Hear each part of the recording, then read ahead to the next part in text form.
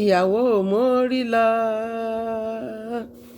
mórí lọ ọ̀bùntún ò mórí lọ súlé ọkọ ó wá mọ̀lẹ́wà ó mórí lọ ọ̀bùntún ò mórí lọ súlé ọkọ ó wá mọ̀lẹ́wà ó mórí lọ súlé ọkọ ó wá mọ̀lẹ́wà ó mórí lọ ìyàwó mórí lọ súlé ọkọ ọmọ mo léèrè o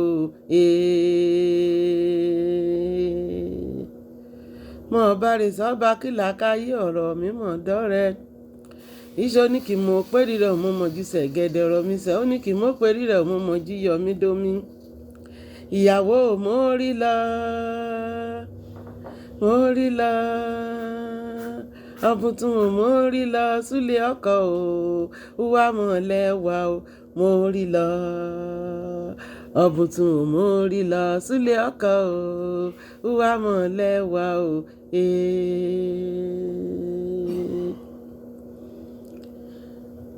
àwẹ̀ ò rọra ṣe o wúwọ́ mo lójú kété yìí o àbomi rọra ṣe wúwọ́ lójú kété yìí o wúwọ́ lójú gbogbo ìwò wúwọ́ lójú gbogbo ìwò àwẹ̀ mi rọra ṣe wúwọ́ mo lójú kété yìí o.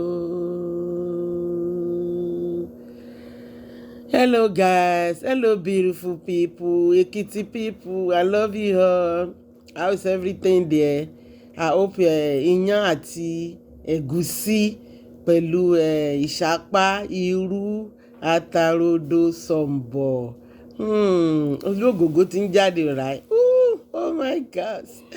Oh my goodness! Iná ògógó ti jáde. Olóògógó, oh shit! Sorry for my language. Olóògógó ti jáde. Ó máa ń dùn pẹ̀lú iyán àti ẹ̀gúsí pẹ̀lú ìsapá àti wọ̀rọ̀wọ́ wọ̀rọ̀wọ́ láti inú kòkó tán bá ti wá sè tán wọ́n wá kó sínú ewé ọ̀gẹ̀dẹ̀ wọ́n fi iyán sí i àwa kọjú síra wa wọ́n wá fi ẹran sí i. Oh my God! Wọ́n lè fi ẹran ọ̀yà sí tàbí ẹtu ní tó bá jẹ́nu oko nìyẹn o. Oh Lord, pẹ̀lú ẹyin náà fi máa ṣe epo sí wọ́n wá sórí òórùn yẹn gan lásán is delicious láì tí ì jẹ́. So I love Ekiti people. This is the time, don't miss it. Go and get your own. I myself, I'm going to the farm now. I'm going to